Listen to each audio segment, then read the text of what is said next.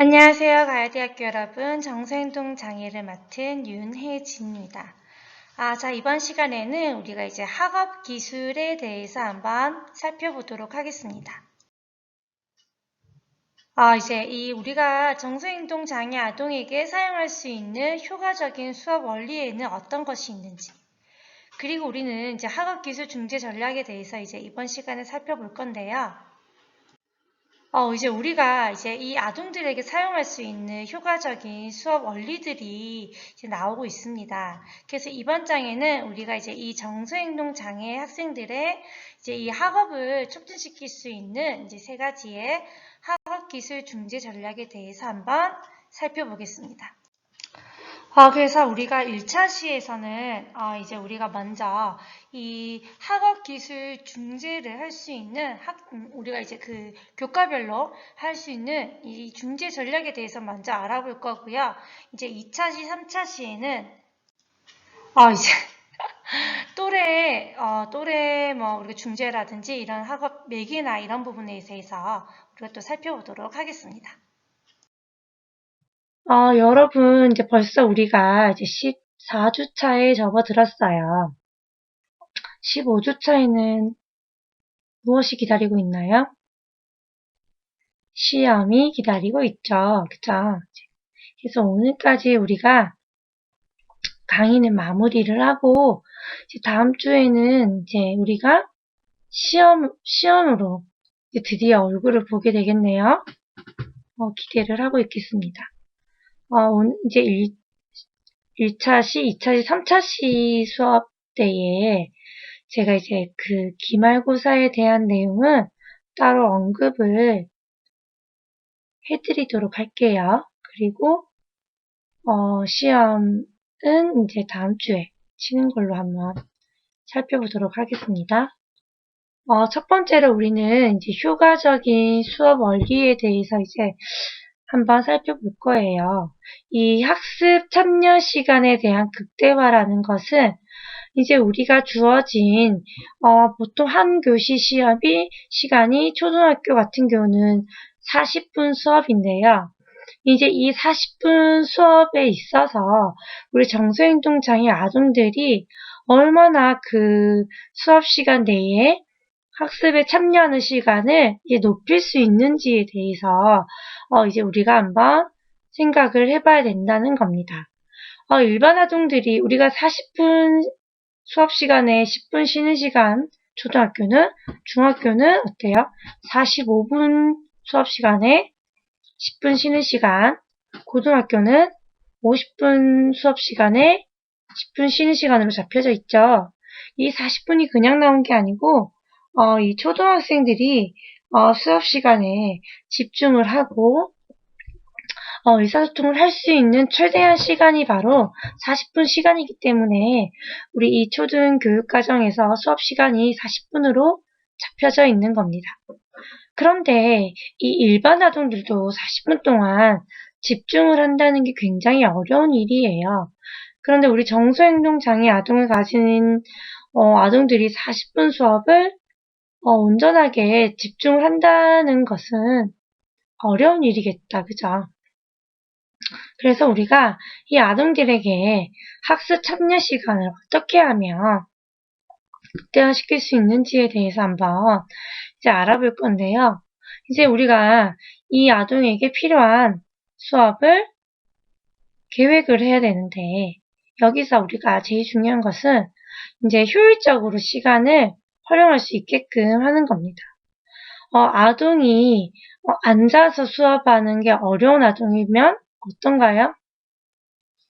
움직일 수 있는 그런 수업을 계획을 하는 것도 필요하고, 또 교실 내에서도, 개인 자리와 단체 그룹 수업과 소그룹, 같은 이런 여러 가지 부분으로 우리가 아동에게 집중할 수 있는 텀을, 시간을 활용해 줄 수 있는 게, 중요하겠죠. 그리고 우리가 학급 관리 기술 개선이라고 하는 건데요. 학급 내에서도 우리가 이러한 부분을 관리를 할 수가 있어야 돼요. 우리가 막 아동에게 계속해서 수업 시간에 뭐 지켜야 되는 규칙을 계속 나열하고 그 부분에 지도를 하게 된다면 수업이 원활하게 이루어지지가 않겠다, 그죠? 그렇기 때문에 이제 우리는 그 수업에서의 그런 학습 활동이 되게 잘 진행이 될 수 있도록 우리가 기본적인 학급에 있는 규칙이나 아동이 지킬 수 있는 여러 가지 환경을 만들어 놔야 된다는 거겠죠. 또 그리고 우리가 이 아동에게 학습 참여 시간에 대한 부분은 또 학생 강화에 있어요. 우리가 강화라고 하는 것은 자꾸만 우리가 강화를 해야 돼요라고 얘기하면 강화물을 생각하는 경우가 많죠. 아동이 잘했을 때 뭐 먹을 것을 줘요, 뭐 이렇게 생각하는 게 많은데 우리가 이 강화의 가장 상위적인 부분은 어떤가요? 언어적인 강화가 이제 높은 부분이에요. 그리고 수업을 진행함에 있어서도 아동에게 우리가 먹을 것을 주거나 뭐 토큰이라든지 뭐 이렇게 보이는 부분을 사용할 때는 사실 그만큼의 시간도 소요가 된다는 거겠죠. 그런데 이 칭찬의 강화는 어때요? 대답을 했을 때 바로 땡땡이 잘했어. 너무 멋져. 이렇게 할 수 있는 이런 언어적인 칭찬도 빠르게 우리가 이 수업 안에 아동이 참여해서 넘어갈 수 있게끔, 더 집중할 수 있게끔 해줄 수 있어요. 근데 지금 제가 말씀을 드리는 이 언어적인 강화는 사실 이제 상위 단계의 강화예요. 근데 우리가 이제 아동의 수준이 이런 상위 단계의 강화에까지 도달하지 않았다면 당연히 아동의 수업 참여를 위해서는 토큰이나 뭐 여러 가지 음식물이나 아동이 좋아하는 그런 부분을 가지고 강화를 할 수 있어야 되는 것이고, 또 아동의 개인적인 강화도 중요하지만 우리가 뭐 소그룹이나 집단으로 할 때에는 이런 집단 강화도 우리가 사용을 적절하게 할 수 있어야 된다는 겁니다. 그리고 이제 마지막으로 보는 게 학생의 학업 참여 시간에 대한 비율을 우리가 이제 한번 살펴봐야 된다는 거예요. 우리가 수업 시간에 선생님께서 계속 설명을 하고 아동이 듣기만 하는 수업을 이제 하지는 않아요. 아동이 참여하는 시간도 있고, 또는 이제 교과서나 책을 활용하는 시간, 또는 뭐 구체물을 만드는 시간, 또래 아동과 뭐 토의하는 시간, 또 그리고 교사와 피드백을 갖는 시간, 이렇게 여러 가지 우리가 학습과 관련된 여러 가지 활동을 이제 우리가 하게 된단 말이에요.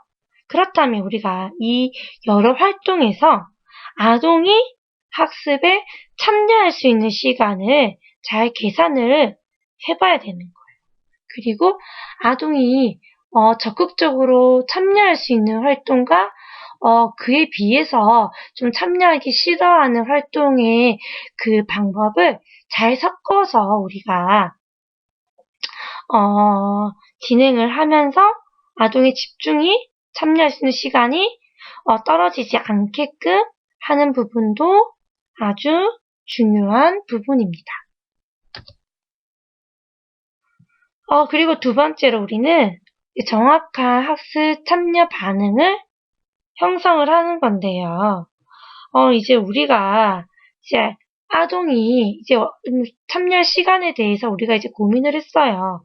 그러면 진짜 이 아동이 지금 정확하게 잘 학습을 참여하고 있는가? 그런 부분에 있어서 우리가 한번 살펴봐야 된다는 거겠죠.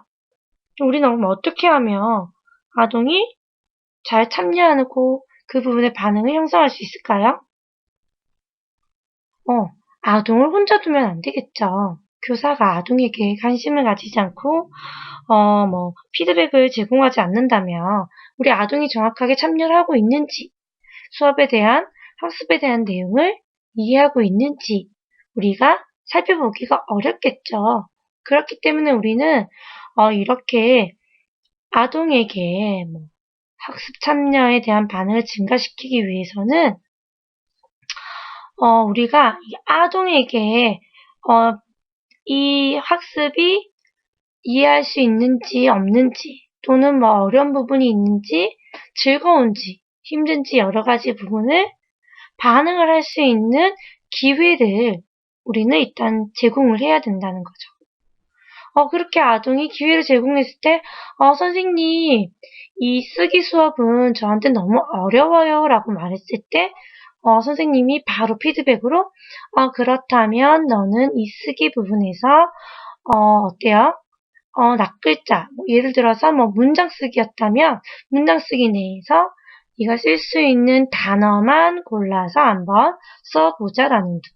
또는 문장 속에 우리가 꾸민말을 배운다면 문장 속에 숨어있는 꾸민 말만 우리가 한번 써보자라고 이렇게 제시를 하면서 아동에게 맞는 수준의 학습을 할 수 있도록 그렇게 참여할 수 있도록 하는 게 중요한 부분이에요.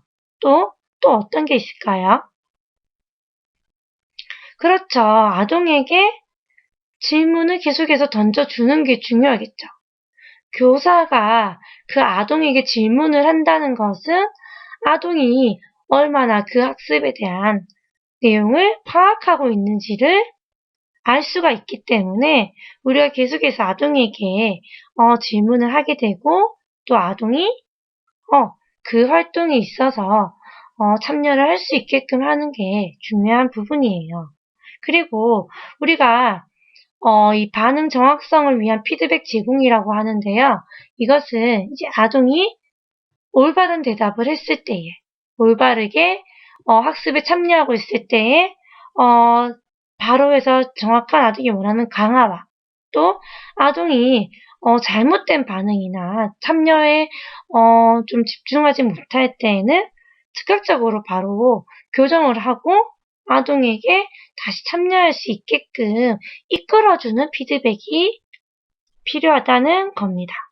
그리고 우리 마지막으로 살펴볼 게 어떤 부분일까요? 네, 학생의 정확한 학습 참여 반응률을 점검하는 거예요. 그거는 어떠냐면, 예를 들어서 우리가 이런 거예요. 내가 땡땡이에게 10번의 질문을 했어요. 그럼 그거에 대한 아동이 몇 번의 올바른 대답을 했는가? 그런 부분에 있어서 우리가 아동이 어느 정도의 참여를 하고 있는지, 어느 정도의 정반응을 보이고 있는지를 우리가 반응률을 점검할 수 있는 거예요. 이 아동은 5번의 질문까지는 정확하게 대답을 하는데 6번부터는 집중력이 떨어지고 대답이 잘 나오지 않는다.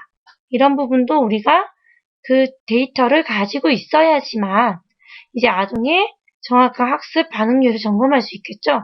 그렇기 때문에 우리는 정확하게 아동에게 몇 번의 기회를 줬는지, 몇 번의 질문을 했는지, 그리고 그 아동에 대한 반응을 우리가 정확하게 파악을 할 필요가 있습니다.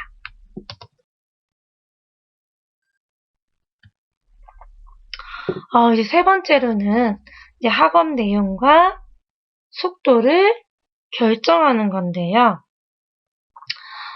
이 학업 내용 결정을 우리가 증가시킨다, 내용을 이제 결정한다라고 표현을 하는데, 이제 이 부분은 어떤 부분이냐면, 우리가 지금 사용할 수 있는 교육과정이 몇 가지죠? 2가지예요.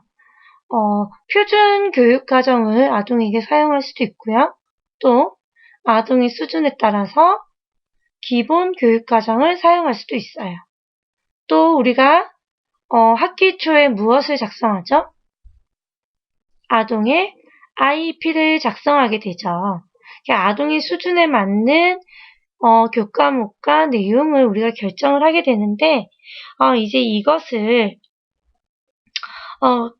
바탕으로 우리는 이제 어떤 교육과정에서 그 교육과정에 있는 어떠한 내용을 영역별로 우리가 정리를 해서 가르칠 것인지를 결정을 해야 된다는 거예요.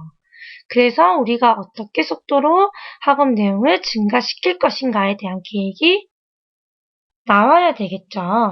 그리고 또 어때요? 아동이 이제 그 정해진 학습에 대해서 이제 완성을 해야 되는데 아동이 그 결과에 도달하는 속도가 너무 느리거나 또는 너무 빠르다면 이제 거기에 따른 우리가 속도를 조절을 해야 돼요. 아동이 만약에 우리가 잡았던 교육 목표보다 느리다면 우리가 그래도 아동이 도달할 수 있게끔 뭐 과제 수행 시간이라든지 또는 수업 시간을 더 다른 과목에 비해서 그 수업 시간에 대한 배당을 더 한다든지 또는 우리가 도달해야 되는 내용 중에서 중요한 포인트를 조금 더 아동에게 잘 가르칠 수 있는 방법을 파악을 해서 시간 내에 할 수 있게끔 우리가 하는 부분도 중요하고요. 또는 너무 빠르게 아동이 도달을 한다면 그 후에 우리가 새롭게 학습할 수 있는 내용을 연계되어 있는지 그 영역에 따른 결성이 우리가 확립이 되어 있는지를 한번 살펴볼 필요성이 있습니다. 그럼 네 번째로 무엇을 봐야 될까요? 네, 학생의 수행 능력에 대한 우리가 이제 맞는 과제를 제시하는 건데요. 우리가 이제 한번 아이와 학습을 했다고 해서 그 아동에게 그 학습이 일반화되기는 어려워요.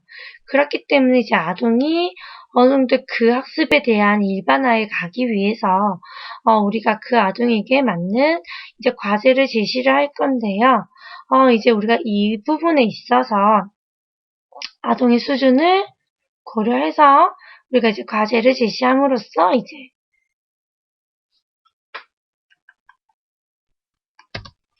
아동이 원활하게 이제 막힘없이 이제 학업 수행을 증가시킬 수 있게 되고 또 아동이 그로 인해서 자신이 잘할 수 있다라는 자신감과 집중력으로 아동의 표적 행동이 감소가 되고 긍정적인 집중하는 수업에 참여하는 여러 가지 협력하는 이러한 행동이 증가할 수 있다는 겁니다.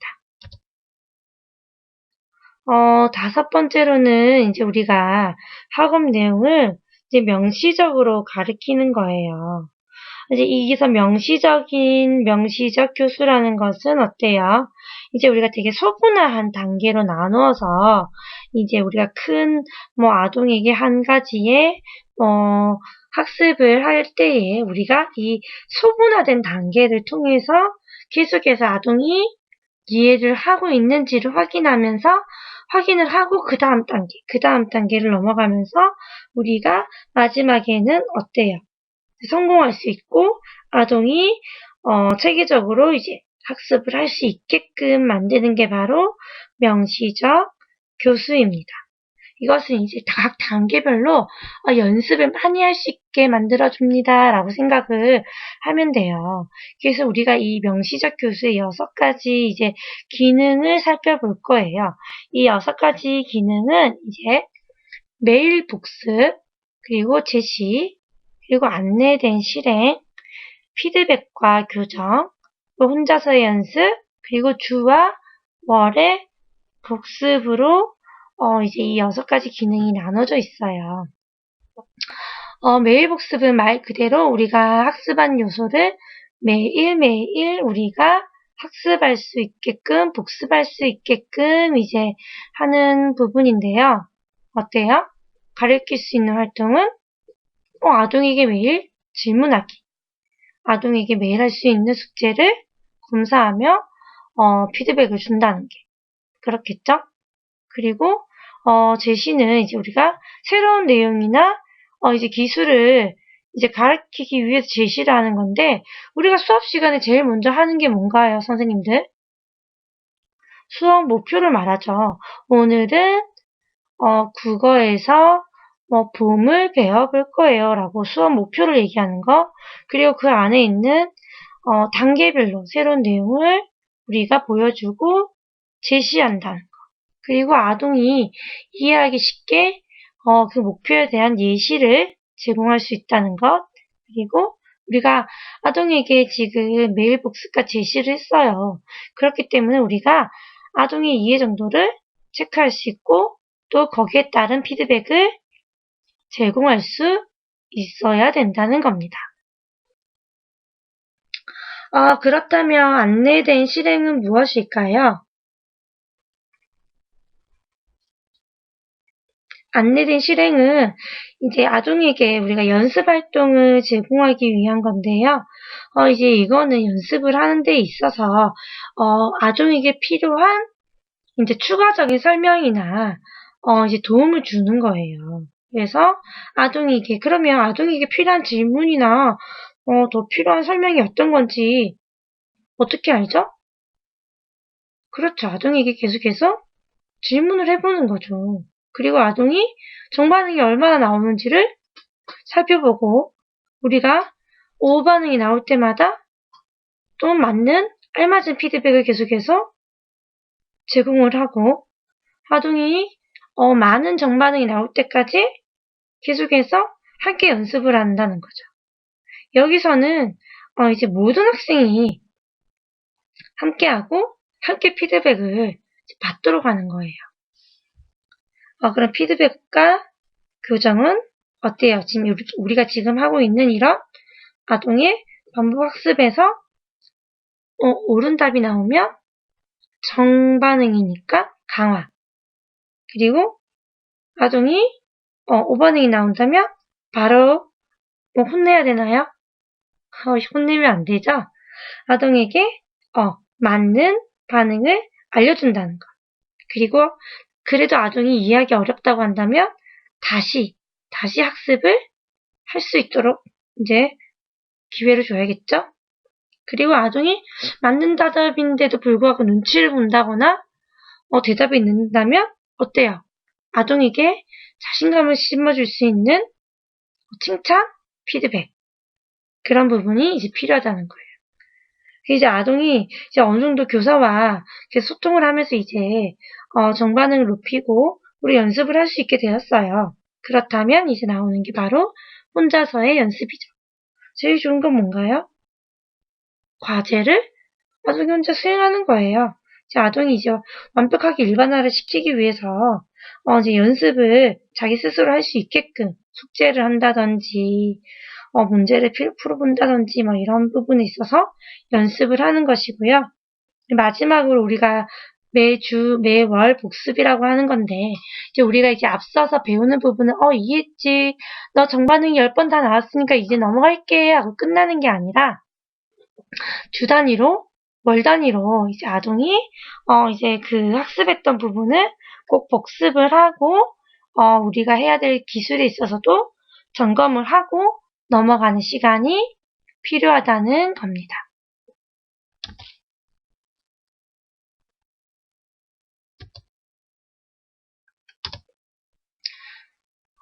여섯 번째로 비계를 이용한 수업인데요.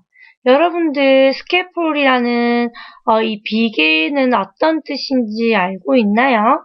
이 교수적 비계라고 하는 것은 이제 아동이 이제 학습을 할 수 있게 쉽게 아동이 배울 수 있게 우리가 교사가 그 기본적인 부분을 만들어준다라고 생각을 하면 돼요. 그래서 이 뜻이 뭐냐면 아동이 아무것도 없는데 그냥 1 더하기 1을 배우기는 어렵겠죠. 그렇다면 우리가 유능한 교사라면 그 아동이 1 더하기 1을 배우기 위한 기본적인 자료를 만들어 준다는 거예요. 그래서 우리가 이 아동에게 필요한 교육 과정에서 지금 사용하고 있는 그 교육 과정 수준에 있는 부분을 학습을 하기 위해서 아동에게 우리가 그런 학습의 기초 설계를 해준다면 아동이 더 쉽게 학습에 접근을 할 수가 있다는 겁니다. 그리고 우리가 마지막으로 이제 학생의 진보 점검인데요. 이제 이건 똑같아요. 아동이 이제 얼마나 잘 정반응으로 학습을 수행을 하고 나아가고 있는지 우리는 점검을 해야 된다는 거예요. 그냥 아동이 많이 잘하고 있어요.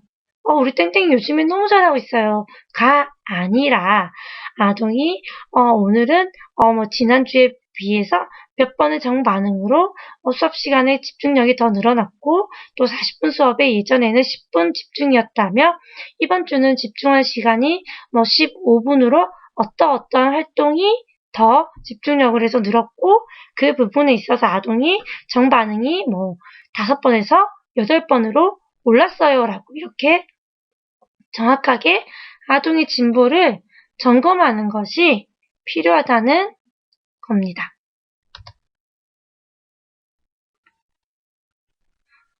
그러면 이제 우리는 두 번째로 학업 기술 중재 전략에 대해서 한번 살펴볼 텐데요.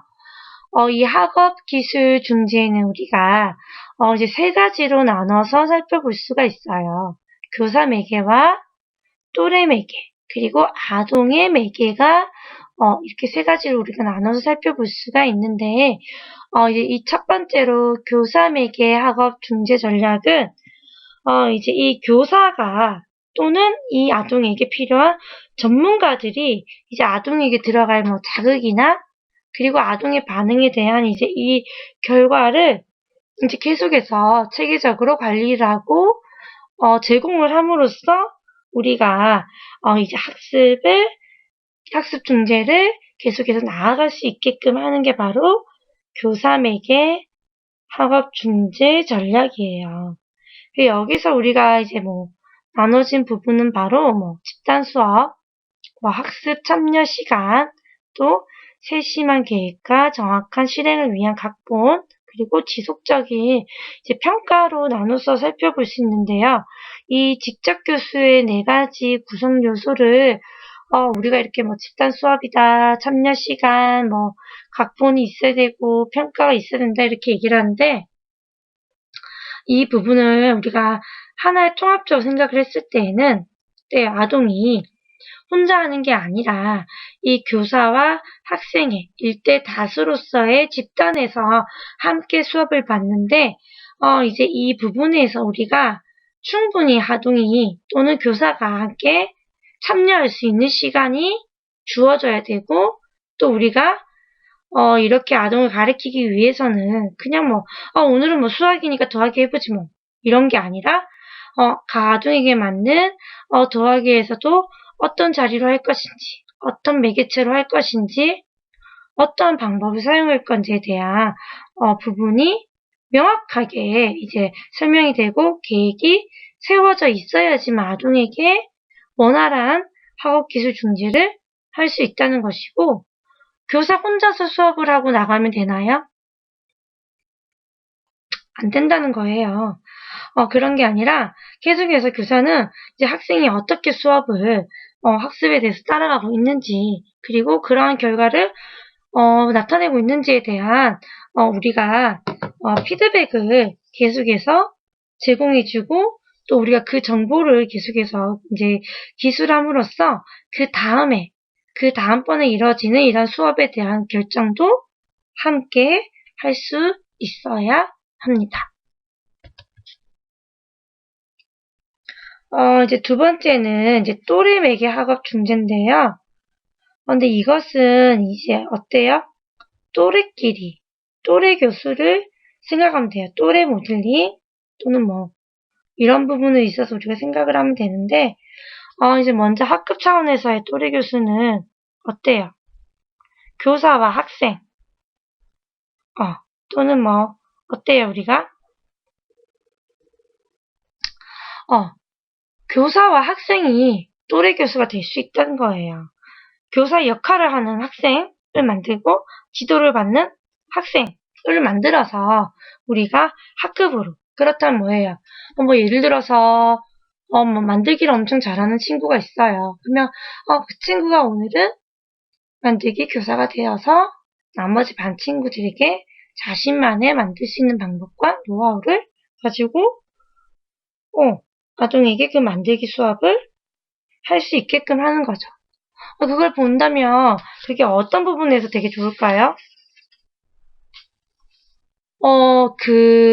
그렇죠. 가르치는 학생의 입장에서는 가르치기 위해서 자신이 준비를 해야 되는 부분이 더 들어갈 수 있고 또 교사가 이제 성인이고 아동인데도 불구하고 아동이 이제 교사의 역할이 되었을 때 아동의 눈높이에 맞는 피드백을 제공할 수도 있다는 거겠죠. 그리고 나도 교사가 되고 싶어.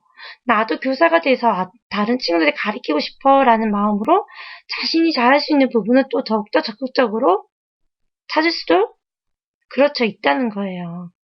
다음 시간에는 누가 교사를 할까요? 라고 질문했을 때 이제 자신이 잘할 수 있는 거, 노력할 수 있는 거, 또 친구들에게 알려줄 수 있는 거를 잘 찾아낼 수 있다는 겁니다.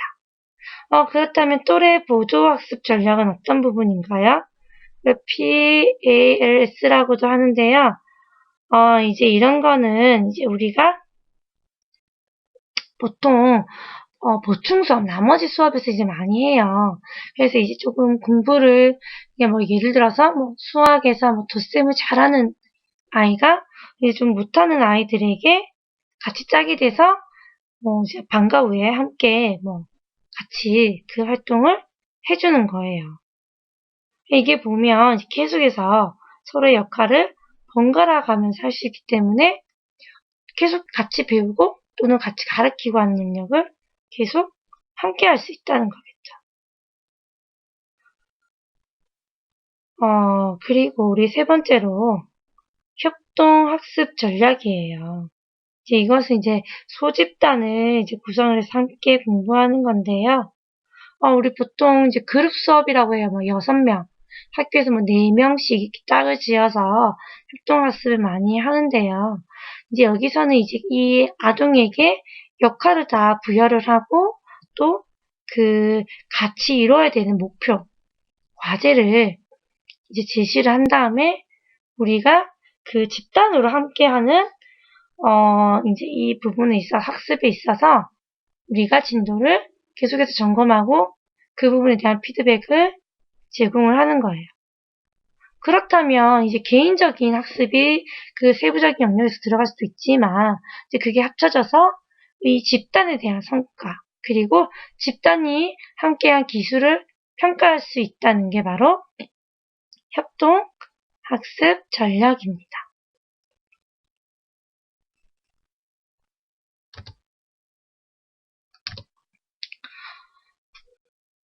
이제 세 번째로 아동매개 학업 중재 전략이에요. 이제 이것은 이제 아동이